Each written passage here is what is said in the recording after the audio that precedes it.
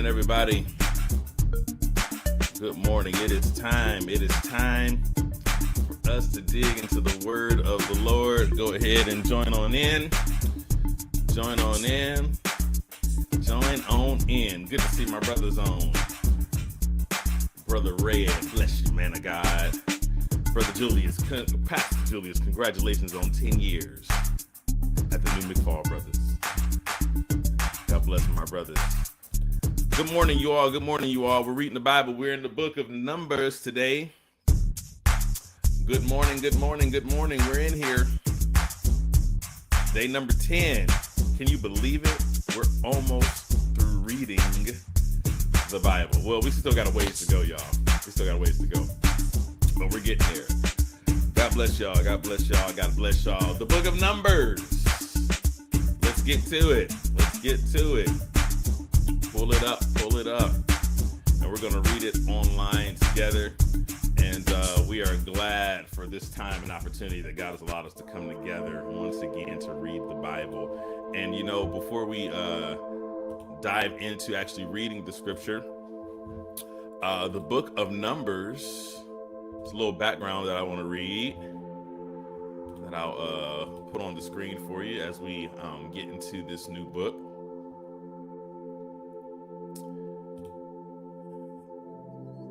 Make a little adjustment here.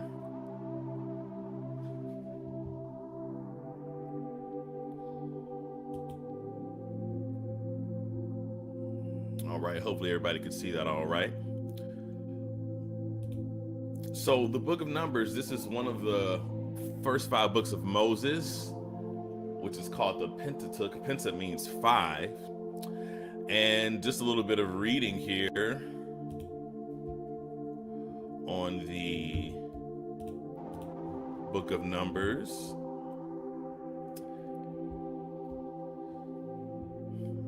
Scroll down, I'm going to scroll down. The book of Numbers, the word Numbers in the Hebrew Bible is Bamidbar, which means in the desert or in the wilderness. And this is the time of counting in the wilderness where a census was done, a couple of censuses actually. So the book of Numbers in particular must be interpreted as part of this desert tradition, which is significant and symbolic for both for Jewish communities and Christian believers. The covenant had been established at Sinai, and now the people of Israel must live out that relationship in all areas of life and demonstrate what that relationship entails. The desert experience is a prototype of all the experiences that the Israelites would go through in their history. This period stands as a lesson for all. And this is coming from the Africa Bible Commentary, which is a commentary that I use quite frequently for my preaching. It says, in the book of Numbers, we witness the desert generation struggle with the transition from one way of life to another and with the transmission of their experience to the next generation. We see the possibilities and problems in the passing on of faith and how God and people played their parts. Alrighty, so that's just a little insight to the book of Numbers. This is chronicling the time actually in the wilderness, the census that has been done to count the people who are in the nation of Israel. We've done Genesis, Exodus, Leviticus. So Numbers is the wilderness, and then Deuteronomy, which we'll get to, is the second giving of the law for the new generation of Israelites that are going into the promised land. So in the book of Numbers, folks getting numbered, and basically a whole generation is getting wiped out to prepare for another generation that's going into the promised land. All right, so that's the book of Numbers in a nutshell. Of course, there's some more detailed insights that you can get and see from other places. So I encourage you to do a little research, do some insight on the book of Numbers and all the books that we read. We're going through all of them, so why not get a little brief snapshot of them all? All right, so let's dig into the word of the Lord. Let me know if this design for those that are watching online from the camera, TikTok, y'all are just gonna kind of see me talking. So let me know if this works out, if we want to switch the layout, just try something a little different. All right, let's start with the book of Numbers. Numbers chapter 1, verse number 1. And Lord, show us amazing things, wonderful things out of your law. Let us be transformed by the word. In Jesus' name, amen. I also encourage you, you're watching on Instagram, you're watching online, likes, comments, all the stuff. Let's do that. Good stuff. Minister Cole, good to see you, my brother. Good to see everybody that's on here today. All right, let's read. Good stuff.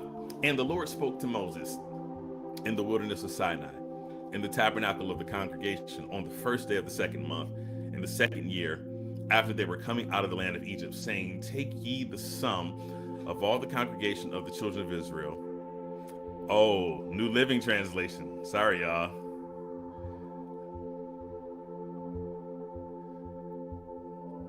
Let's get it right. Felt like preaching to read that King James version.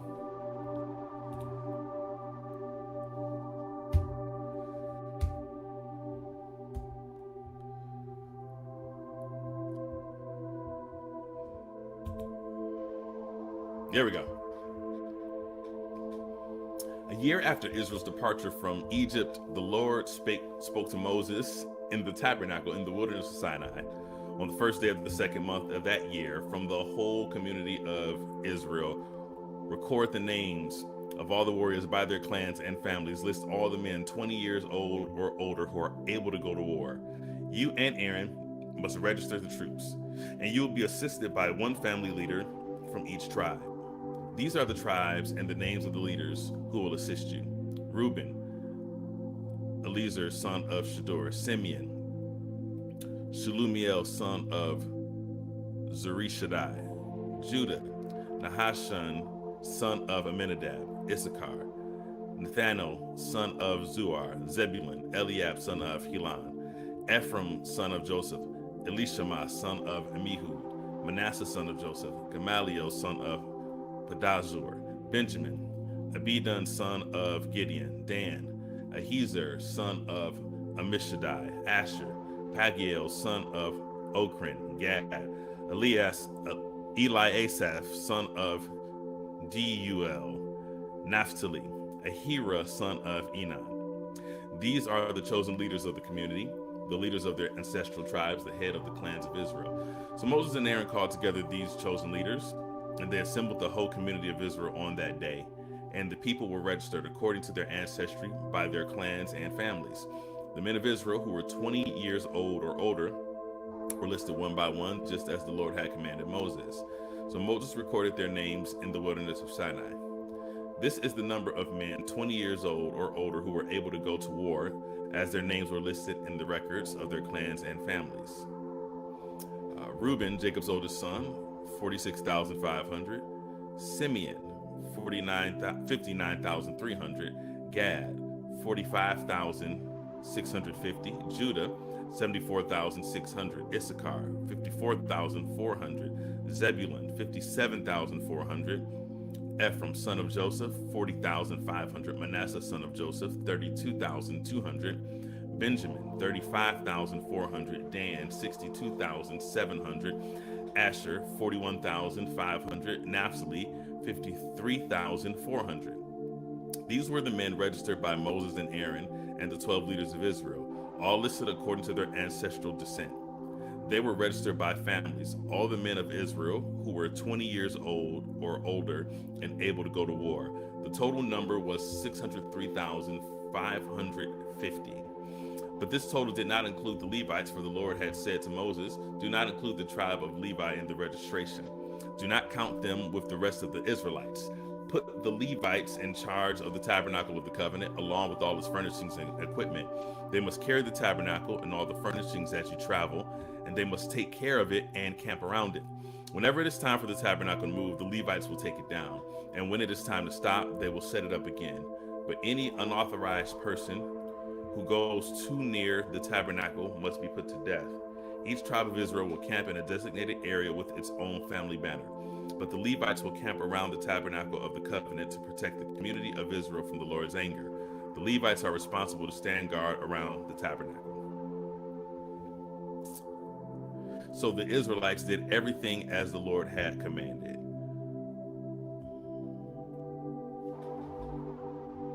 All right, we got to do some blocking already.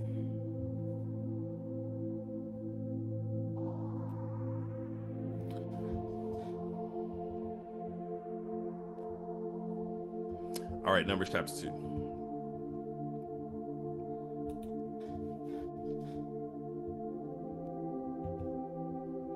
Then the Lord gave these instructions to Moses and Aaron. When the Israelites set up camp, each tribe will be assigned its own area. The tribal division will camp beneath their family banners on all four sides of the tabernacle, but at some distance from it. The divisions of Judah, Issachar, and Zebulun are to camp toward the sunrise on the east side of the tabernacle beneath their family banners. These are the names of the tribes, their leaders, and the numbers of their registered troops. Judah, Nahshon, son of Amminadab, 74,600. Issachar, Nathanael, son of Zuar, 54,400. Eliab, son of, I'm sorry, the way this is arranged makes it a little weird to read. Let me do that again. Judah, the tribe of Judah, leader, Nahshon, son of Amminadab, 74,600. Nathanael, son of Zuar, tribe of Issachar, 54,400. Eliab, son of Helon, the tribe of Zebulun, 57,400. So the total of all the troops on Judah's side of the camp is 186,400. These tribes are to lead the way whenever the Israelites travel to a new campsite. The divisions of Reuben, Simeon, and Gad are to camp on the south side of the tabernacle, beneath their family banners. These are the names of the tribes, their leaders, and the numbers of their registered troops. Reuben, Eliezer, son of Shadur, 46,500. Shalumiel, son of Zurishaddai, from the tribe of Simeon, 59,300. The tribe of Gad, the leader, Eliasaph, son of Deuel, 45,650. So the number of all the troops on Reuben's side of the camp is 151,450. These three tribes will be second in line whenever the Israelites travel. Then the tabernacle carried by the Levites will set out from the middle of the camp. All the tribes are to travel in the same order that they camp, each in position under the appropriate family banner. The divisions of Ephraim, Manasseh, and Benjamin are to camp on the west side of the tabernacle, beneath their family banners. These are the names of the tribes, their leaders, and the numbers of their registered troops. Tribe of Ephraim, the leader, Elishama, son of Amihud, 40,500. Gamaliel, son of Pedazur, 32,200. Tribe, Manasseh.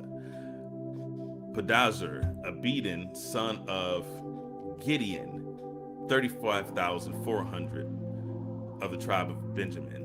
So the total of all the troops on Ephraim's side of the camp is 108,000. These three tribes will be the third in line whenever the Israelites travel. The divisions of Dan, Asher, and Naphtali are to camp on the north side of the tabernacle, beneath their family banners. These are the names of the tribes, their leaders, and the numbers of their registered troops. This is verse 25.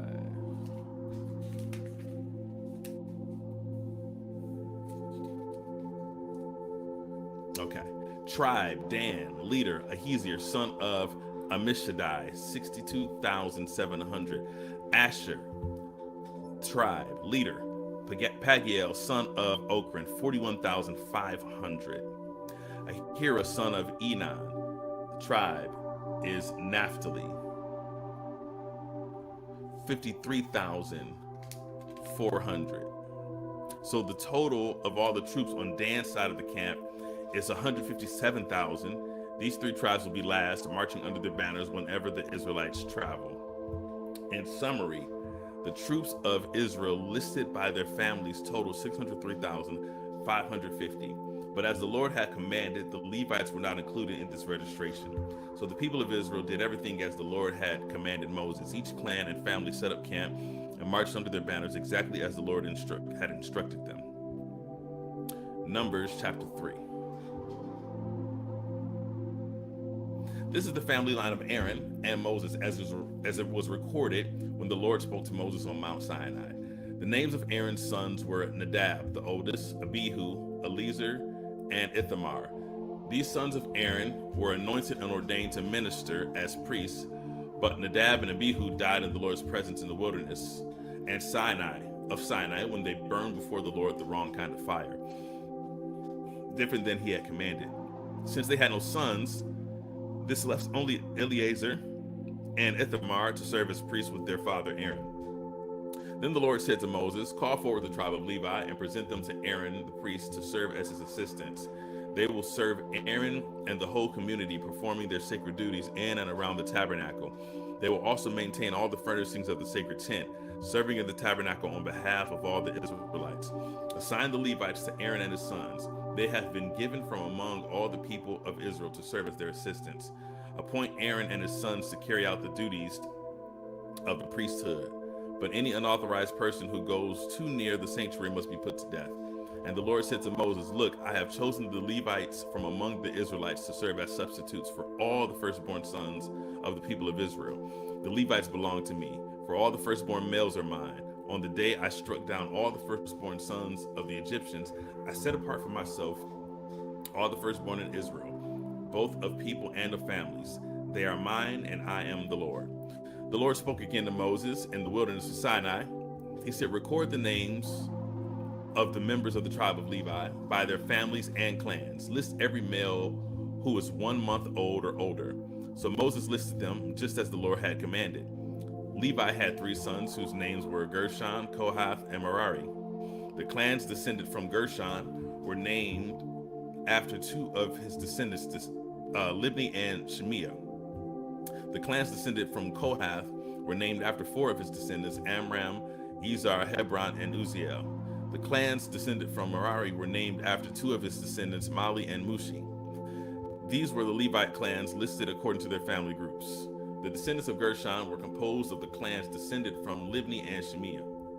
They were 77,500 males, 1 month old or older among the Gershonite clans. They were assigned the area to the west of the tabernacle for their camp. The leader of the Gershonite clans was Eliasaph, son of Lael. These 2 clans were responsible to care for the tabernacle, including the sacred tent with its layers and coverings, the curtain at its entrance, the curtains of the courtyard that surrounded the tabernacle and altar, the curtain at the courtyard entrance, the ropes, and all the equipment related to their use.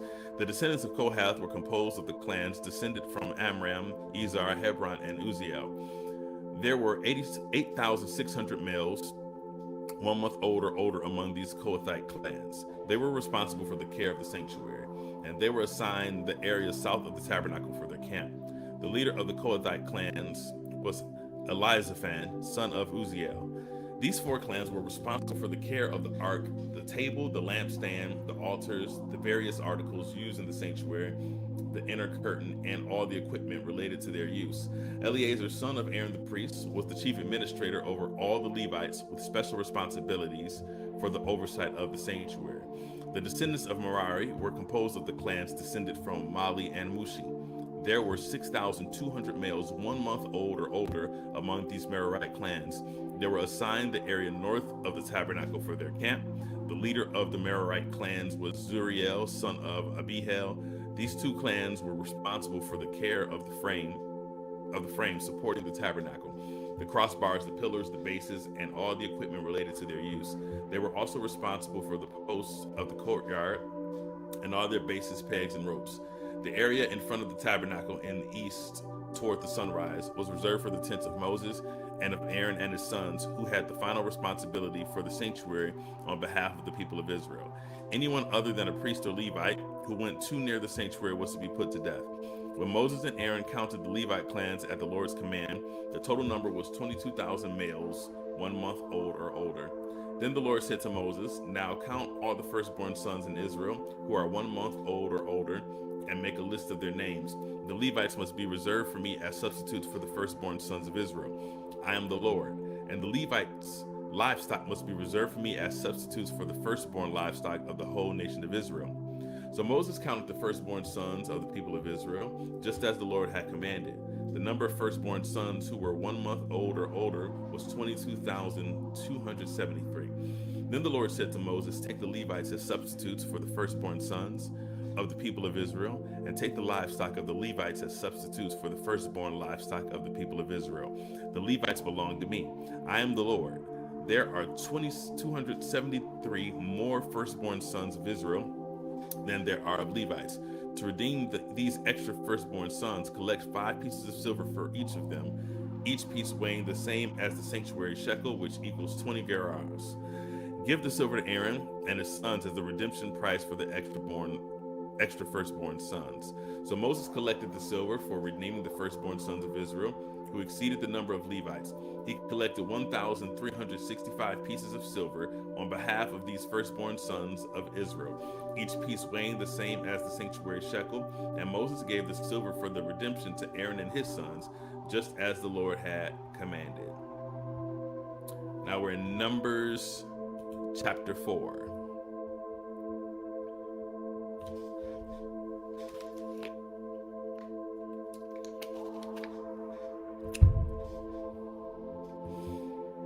The Lord said to Moses and Aaron, record the names of the members of the clans and families of the Kohathite division, of the tribe of Levi. List all the men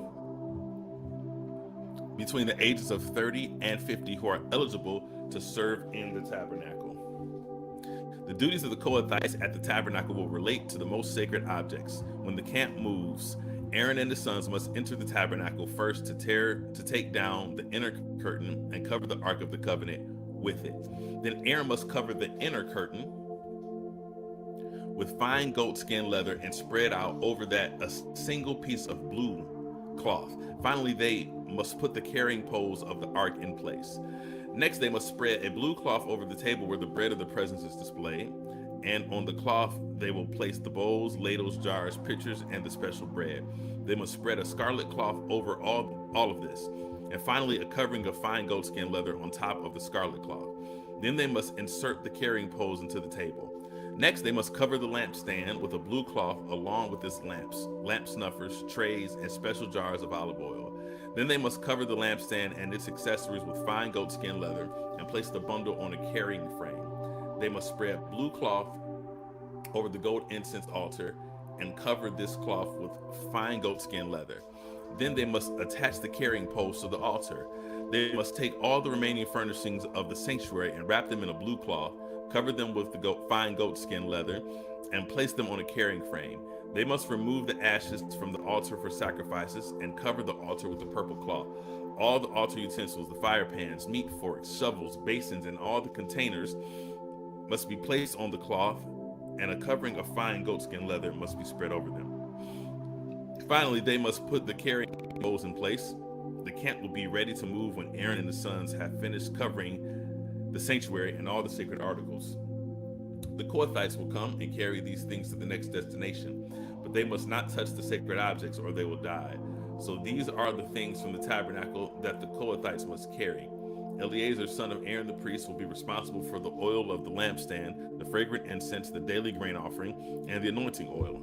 In fact, Eleazar will be responsible for the entire tabernacle and everything in it, including the sanctuary and its furnishings. Then the Lord said to Moses and Aaron, do not let the Kohathite clans be destroyed from among the Levites. This is what you must do so they will live and not die when they approach the most sacred objects. Aaron and his sons must always go in with them and assign a specific duty or load to each person. The Kohathites must never enter the sanctuary to look at the sacred objects for even a moment or they will die. And the Lord said to Moses, record the names of the members of the clans and families of the Gershonite division of the tribe of Levi. List all the men between the ages of 30 and 50 who are eligible to serve in the tabernacle. These Gershonite clans will be responsible for general service and carrying loads. They must carry the curtains of the tabernacle itself with its coverings, the outer covering of fine goatskin leather, and the curtain for the tabernacle entrance. They are to carry the curtains for the courtyard walls that surround the tabernacle and altar, the curtain across the courtyard entrance, the ropes, and all the equipment related to their use. The Gershonites are responsible for these items. Aaron and his sons will direct the Gershonites regarding all their duties, whether it involves moving the equipment or doing other work. They must assign the Gershonites responsibility for the loads they are to carry. So these are the duties assigned to the Gershonite clans at the tabernacle. They will be directly responsible to Ithamar, son of Aaron, the priest.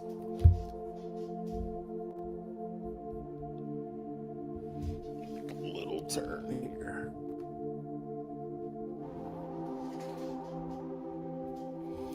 Now record the names of the members of the clans and families of the Merarite division of the tribe of Levi. List all the men between the ages of 30 and 50 who are eligible to serve in the tabernacle. Their only duty at the tabernacle will be to carry loads. They will carry the frames of the tabernacle, the crossbars, the posts, and the bases, also the posts for the courtyard walls with their bases, pegs, and ropes, and all the accessories and everything else related to their use. Assign the various loads to each man by name. So these are the duties of the Merarite clans at the tabernacle. They are directly responsible to Ithamar, son of Aaron, the priest. So Moses, Aaron, and the other leaders of the community listed the members of the Kohathite division by their clans and families. The list included all the men between 30 and 50 years of age who were eligible for service in the tabernacle, and the total number came to 2,750. So this was the total of all those from the Kohathite clans who were eligible to serve at the tabernacle. Moses and Aaron listed them just as the Lord had commanded through Moses. The Gershonite division was also listed by its clans and families. The list included all the men between 30 and 50 years of age who were eligible for service in the tabernacle, and the total number came to 2,630. So this was the total of all those from the Gershonite clans who were eligible to serve at the tabernacle. Moses and Aaron listed them just as the Lord had commanded. The Merarite division was also listed by its clans and families. The list included all the men between 30 and 50 years of age who were eligible for service in the tabernacle, and the total number came to 3,200. So this was the total of all those from the Merarite clans who were eligible for service. Moses and Aaron listed them, just as the Lord had commanded through Moses. So Moses, Aaron, and the leaders of Israel listed all the Levites by their clans and families. All the men between 30 and 50 years of age who were eligible for service in the tabernacle and for its transportation, number 8,580. When their names were recorded as the Lord had commanded through Moses, each man was assigned his task and told what to carry. And so the registration was completed, just as the Lord had commanded Moses. Going to Numbers chapter 5. Good morning to those of you who have come on. Good morning. Good morning. I see you. Numbers chapter 5, starting at verse number 1. The Lord gave these instructions to Moses. Command the people of Israel to remove from the camp anyone who has a skin disease or a discharge, who has become ceremonially unclean by touching a dead person. This command applies to men and women alike. Remove them so they will not defile the camp in which I live among them. So the Israelites did as the Lord had commanded Moses and removed such people from the camp. Then the Lord said to Moses, give the following instructions to the people of Israel. If any of the people, men or women, betray the Lord by doing wrong to another person, they are guilty. They must confess their sin and make full restitution for what they have done, adding an additional 20% and returning it to the person who was wronged. But if the person who was wronged is dead, and there are no near relatives to whom restitution can be made, the payment belongs to the Lord and must be given to the priest. Those who are guilty must also bring a ram as a sacrifice, and they will be purified and made right with the Lord. All the sacred offerings that the Israelites bring to the priest will belong to him. Each priest may keep all the sacred donations that he receives. And the Lord said to Moses, give the following instructions to the people of Israel. Suppose a man's wife goes astray and she is unfaithful to her husband and has sex with another man, but neither her husband nor anyone else knows about it. She has defiled herself, even though there was no witness and she was not caught in the act. If her husband becomes jealous and is suspicious of his wife and needs to know whether or not she has defiled herself, the husband must bring his wife to the priest. He must also bring an offering of 2 quarts of barley flour to be presented on her behalf. Do not mix it with olive oil or frankincense, for it is a jealousy offering, an offering to prove whether or not she is guilty. The priest will then present her to the stand trial before the Lord. He must take some holy water in a clay jar and pour it into dust he has taken from the tabernacle floor. When the priest has presented the woman before the Lord, he must bind her hair and put in her hands the offering of proof, the jealousy offering, to determine whether her husband's suspicions are justified. The priest will stand before her holding a jar of bitter water that brings a curse to those who are guilty. The priest will then put the woman under oath and say to her, "If no other man has had sex with you, and you have not gone astray and defiled yourself while under your husband's authority, may you be immune from the effects of this bitter water that brings on the curse. But if you have gone astray by being unfaithful to your husband and have defiled yourself by having sex with another man, at this point, the priest must put the woman under oath by saying, 'May the people know that the Lord's curse is upon you when he makes you infertile, causing your womb to shrivel and your abdomen to swell. Now may this water that brings the curse enter your body and cause your abdomen to swell and your womb to shrivel.' And the woman will be required to say, 'Yes, let it be so.' And the priest will write these curses on a piece of leather and wash them off in the bitter water. He will make the woman drink the bitter water that brings on the curse. When the water enters her body, it will cause bitter suffering if she is guilty. The priest will take the jealousy offering from the woman's hand, lift it up before the Lord, and carry it to the altar. He will take a handful of the flour as a token portion and burn it on the altar, and he will require the woman to drink the water. If she has defiled herself by being unfaithful to her husband, the water that brings on the curse will cause bitter suffering. Her abdomen will swell and her womb will shrink, and her name will be a curse among her people. But if she has not defiled herself and is pure, then she will be unharmed and will be able to have children. This is the ritual law for dealing with suspicion. If a woman goes astray and defiles herself while under her husband's authority, or if a man becomes jealous and is suspicious that his wife has been unfaithful, the husband must present his wife before the Lord, and the priest will apply this entire ritual law to her. The husband will be innocent of any guilt in this matter, but his wife will be held accountable for her sin. Whoo-wee. As I've said before, thank God for grace. Numbers chapter 6. Then the Lord said to Moses, "Give the following instructions to the people of Israel. If any of the people, either men or women, take the special vow of a Nazirite, setting themselves apart to the Lord in a special way, they must give up wine and other alcoholic drinks. They must not use vinegar made from wine or from other alcoholic drinks. They must not drink fresh grape juice, and they must not eat grapes or raisins. As long as they are bound by their Nazirite vow, they are not allowed to eat or drink anything that comes from a grapevine, not even the grape seeds or skins. They must never cut their hair throughout the time of their vow, for they are holy and set apart to the Lord.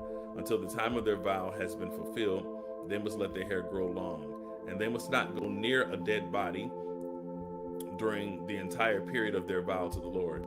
Even if the dead person is their own father, mother, brother, or sister, they must not defile themselves, for the hair on their head is the symbol of their separation to God. This requirement applies as long as they are set apart to the Lord. If someone falls dead beside them, the hair they have dedicated will be defiled. They must wait 7 days and then shave their heads. Then they will be cleansed from their defilement. On the 8th day, they must bring 2 turtle doves or 2 young pigeons to the priest at the entrance of the tabernacle. The priest will offer one of the birds for a sin offering and the other for a burnt offering. In this way, he will purify them from the guilt they incurred through contact with the dead body. Then they must reaffirm their commitment and let their hair begin to grow again. The days of their vow that were completed before their defilement no longer count. They must rededicate themselves to the Lord as a Nazirite for the full term of their vow, and each must bring a 1-year-old male lamb for a guilt offering. This is the ritual law for Nazirites.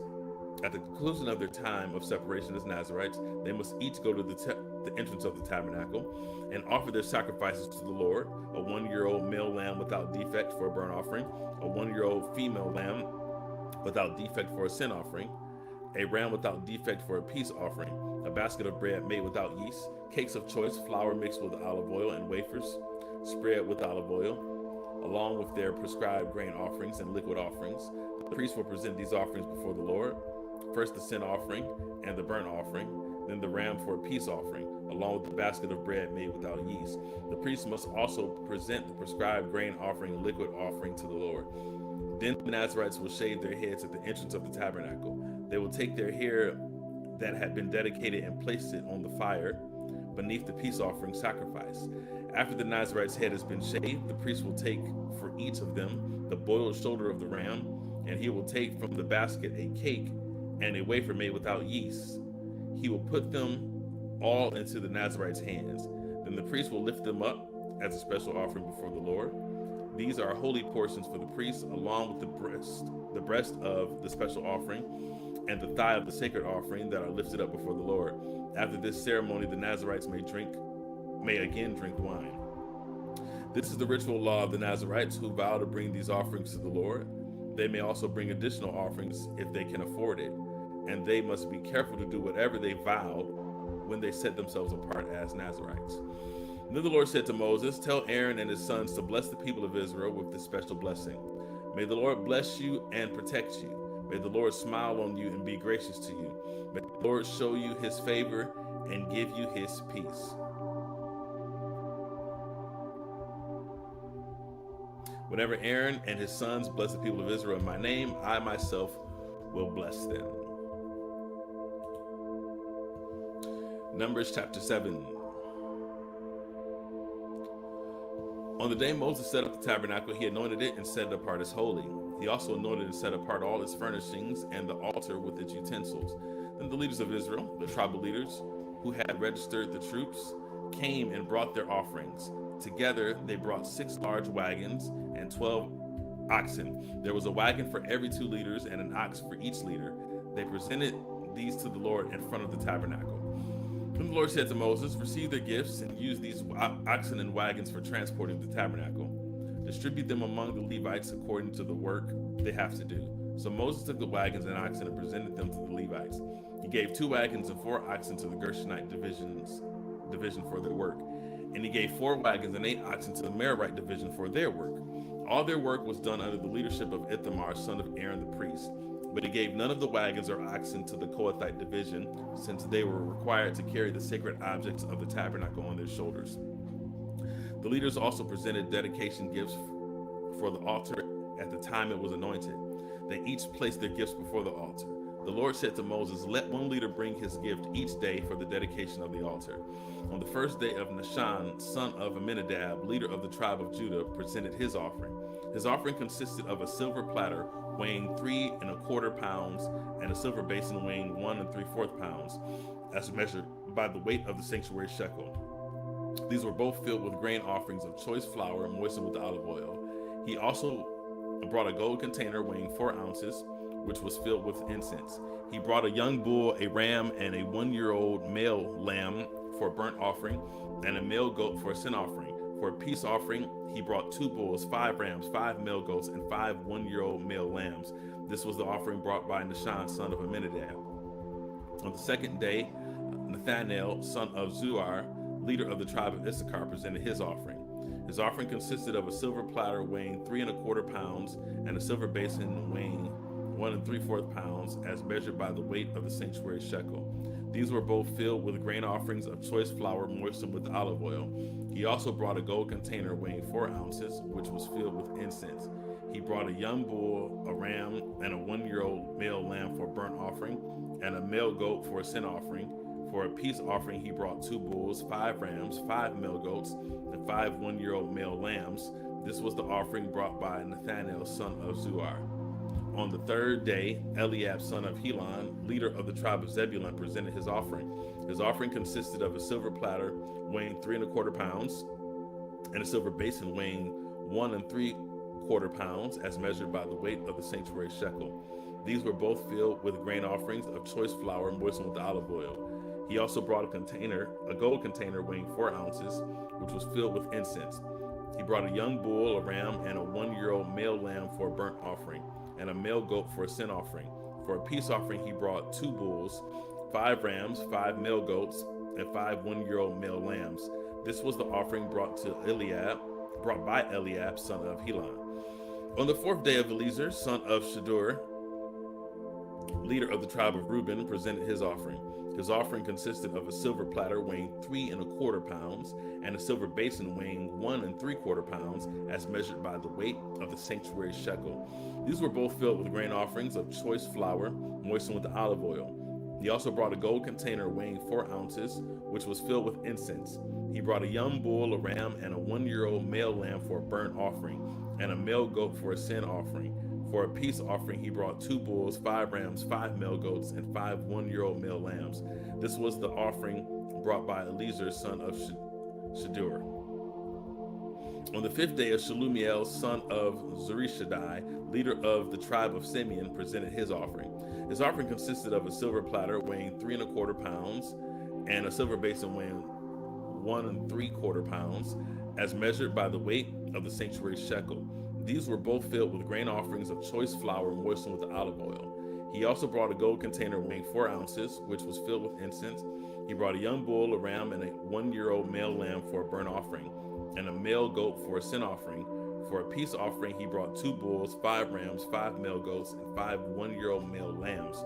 This was the offering brought by Shelumiel, son of Zurishaddai. On the 6th day of Eliasaph, son of Deuel, leader of the tribe of Gad, presented his offering.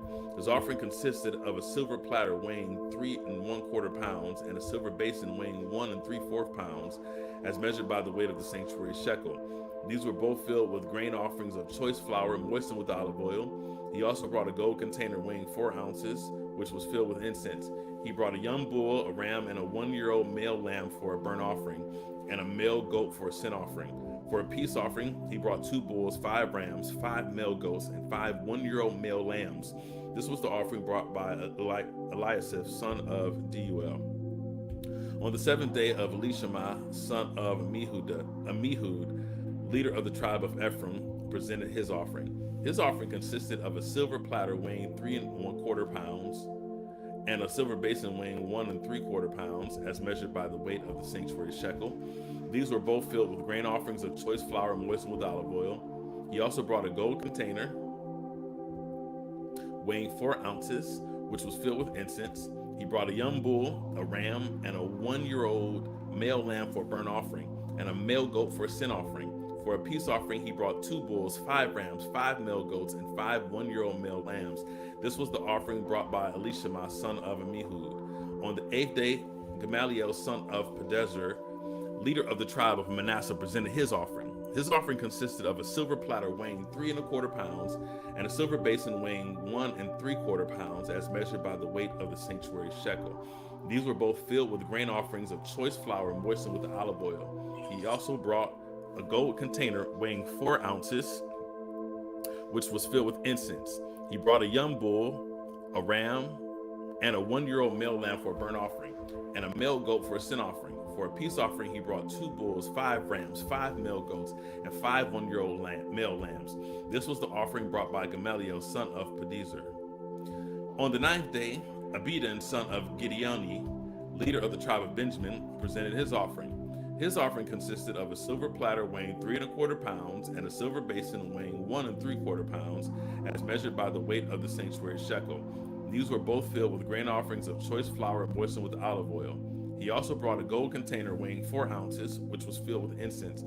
He brought a young bull and a ram and a 1-year-old male lamb for a burnt offering, and a male goat for a sin offering.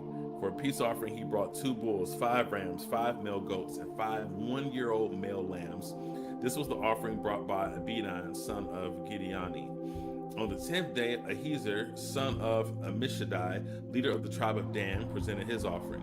His offering consisted of a silver platter weighing 3¼ pounds and a silver basin weighing 1¾ pounds, as measured by the weight of the sanctuary shekel. These were both filled with grain offerings of choice flour moistened with olive oil. He also brought a gold container weighing 4 ounces, which was filled with incense. He brought a young bull, a ram, and a 1-year-old male lamb for a burnt offering, and a male goat for a sin offering. For a peace offering, he brought 2 bulls, 5 rams, 5 male goats, and 5 1-year-old male lambs. This was the offering brought by Ahiezer, son of Ammishaddai. On the 7th day, Pagiel, son of Ochran, leader of the tribe of Asher, presented his offering. His offering consisted of a silver platter weighing 3¼ pounds and a silver basin weighing 1¾ pounds, as measured by the weight of the sanctuary shekel. These were both filled with grain offerings of choice flour, moistened with olive oil. He also brought a gold container weighing 4 ounces, which was filled with incense. He brought a young bull, a ram, and a 1-year-old male lamb for a burnt offering, and a male goat for a sin offering. For For a peace offering, he brought 2 bulls, 5 rams, 5 male goats, and 5 one-year-old male lambs. This was the offering brought by Pagiel, son of Ochran. On the 12th day, Ahira, son of Enan, leader of the tribe of Naphtali, presented his offering. His offering consisted of a silver platter weighing 3¼ pounds and a silver basin weighing 1¾ pounds, as measured by the weight of the sanctuary shekel. These were both filled with the grain offerings of choice flour moistened with olive oil. He also brought a gold container weighing 4 ounces, which was filled with incense. He brought a young bull, a ram, and a 1-year-old male lamb for a burnt offering, and a male goat for a sin offering. For a peace offering, he brought 2 bulls, 5 rams, 5 male goats, and 5 one-year-old male lambs. This was the offering brought by Ahira, son of Enan. So this was the dedication offering brought by the leaders of Israel at the time the altar was anointed. 12 silver platters, 12 silver basins, and 12 gold incense containers. Each silver platter weighed 3¼ pounds, and each silver basin weighed 1¾ pounds. The total weight of the silver was 60 pounds, as measured by the weight of the sanctuary shekel. Each of the 12 gold containers that was filled with incense weighed 4 ounces, as measured by the weight of the sanctuary shekel. The total weight of the gold was 3 pounds. 12 young bulls, 12 rams, and 12 one-year-old male lambs were donated for the burnt offerings, along with their prescribed grain offerings.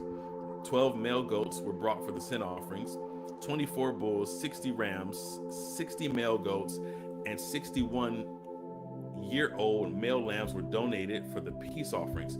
This was the dedication offering for the altar after it was anointed. Whenever Moses went into the tabernacle to speak with the Lord, he heard the voice speaking to him from between the 2 cherubim above the ark's cover, the place of atonement that rests on the ark of the covenant. The Lord spoke to him from there.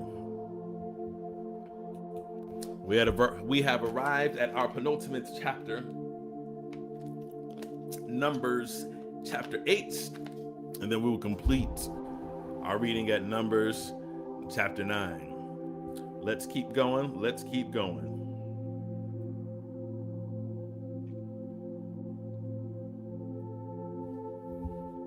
Alrighty.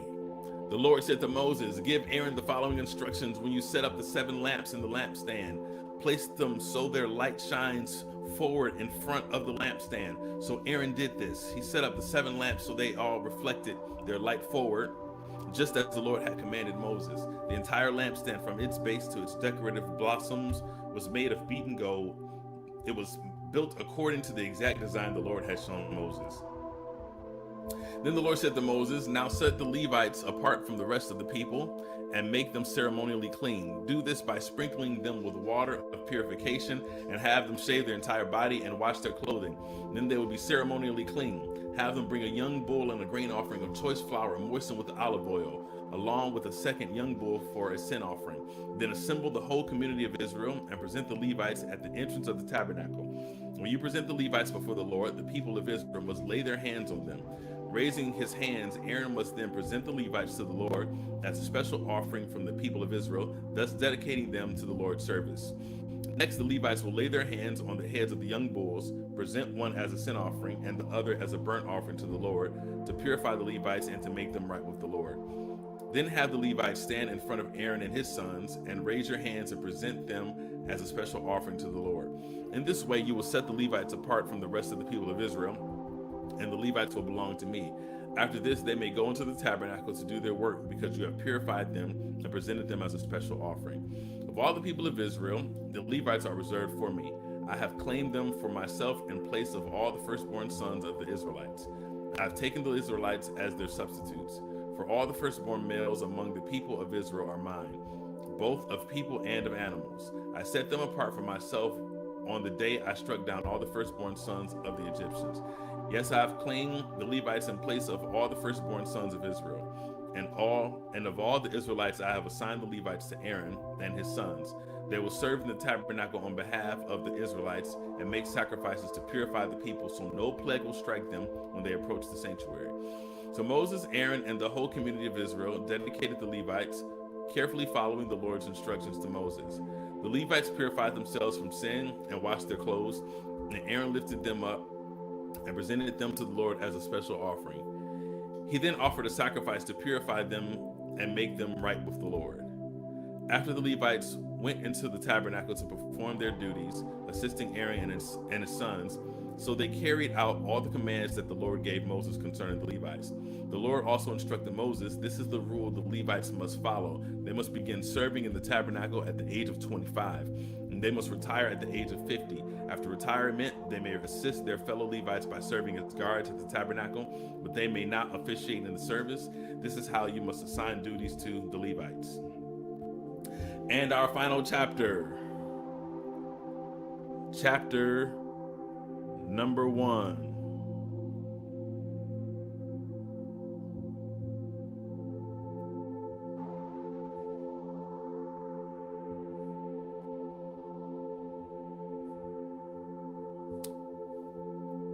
Yeah, some foolishness going on here. Alrighty. Numbers chapter 9. Let's bring this thing to a close.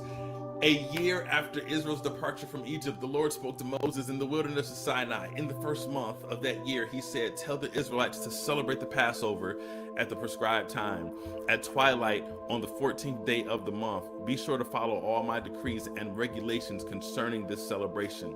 So Moses told the people to celebrate the Passover in the wilderness of Sinai as twilight fell on the 14th day of the month, and they celebrated the festival there, just as the Lord had commanded Moses. But some of the men had been ceremonially defiled by touching a dead body, so they could not celebrate the Passover that day. They came to Moses and Aaron that day and said, "We have become ceremonially unclean by touching a dead body. But why should we be prevented from presenting the Lord's offering at the proper time with the rest of the Israelites?" Moses answered, "Wait here until I have received instructions for you from the Lord." This was the Lord's reply to Moses. "Give the following instructions to the people of Israel. If any of the people now or in future generations are ceremonially unclean at Passover time because of touching a dead body, or if they are on a journey and cannot be present at the ceremony, they may still celebrate the Lord's Passover. They must offer the Passover sacrifice 1 month later at twilight on the 14th day of the second month. They must eat the Passover lamb at the time with bitter salad greens and bread made without yeast. They must not leave any of the lamb until the next morning, and they must not break any of its bones. They must follow all the normal regulations concerning the Passover. But those who neglect to celebrate the Passover at the regular time, even though they are ceremonially clean and not away on a trip, will be cut off from the community of Israel. If they fail to present the Lord's offering at the proper time, they will suffer the consequences of the guilt. And if foreigners living among you want to celebrate the Passover to the Lord, they must follow these same decrees and regulations. The same laws apply both to native-born Israelites and to the foreigners living among you. On the day the tabernacle was set up, the cloud covered it. But from evening until morning, the cloud over the tabernacle looked like a pillar of fire. This was the regular pattern. At night, the cloud that covered the tabernacle had the appearance of fire. Whenever the cloud lifted from over the sacred tent, the people of Israel would break camp and follow it. And whenever the cloud settled, the people of Israel would set up camp. In this way, they traveled and camped at the Lord's command whenever he told them to go. Then they remained in their camp as long as the cloud stayed over the tabernacle. If the cloud remained over the tabernacle for a long time, the Israelites stayed and performed their duties to the Lord. Sometimes the cloud would stay over the tabernacle for only a few days, so the people would stay only for a few days, as the Lord commanded. Then at the Lord's command, they would break camp and move on. Sometimes the cloud stayed only overnight and lifted the next morning. But day or night, when the cloud lifted, the people broke camp and moved on. Whether the cloud stayed above the tabernacle for 2 days, a month, or a year, the people of Israel stayed in camp and did not move on. But as soon as it lifted, they broke camp and moved on. So they camped or traveled at the Lord's command, and they did whatever the Lord told them through Moses. It's chapter 9. Got to mark that down.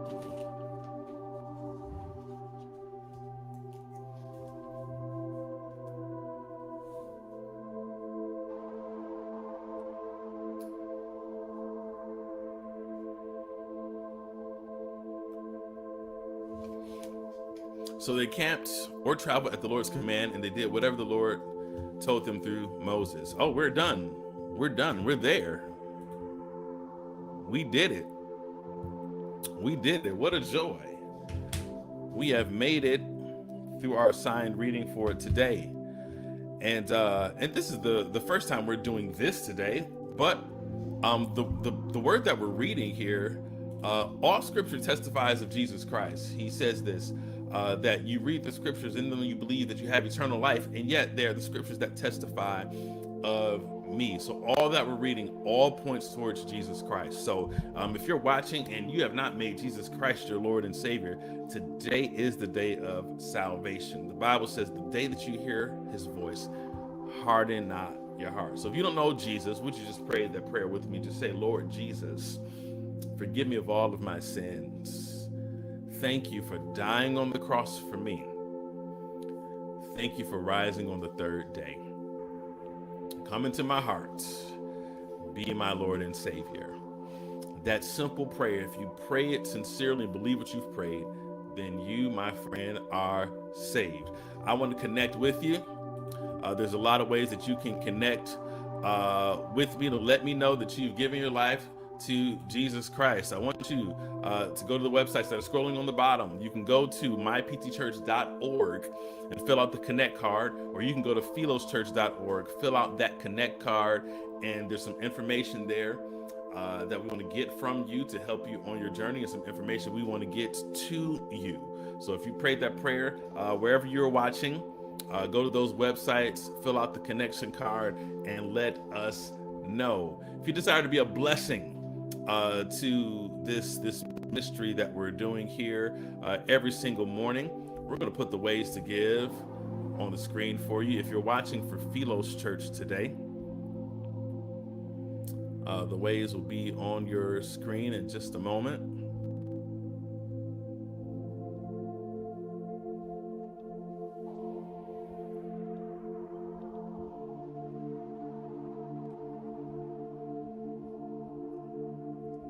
You can give by Cash App, $Philos Church. You can give by Zelle using the email info@philos.church. You can also give by PayPal at Philos Church. Those are our ways to give for Philos Church. If you're watching for Pentecostal Temple and you desire to give, we'll put this on the screen for you. Oh, that's not what I meant to do.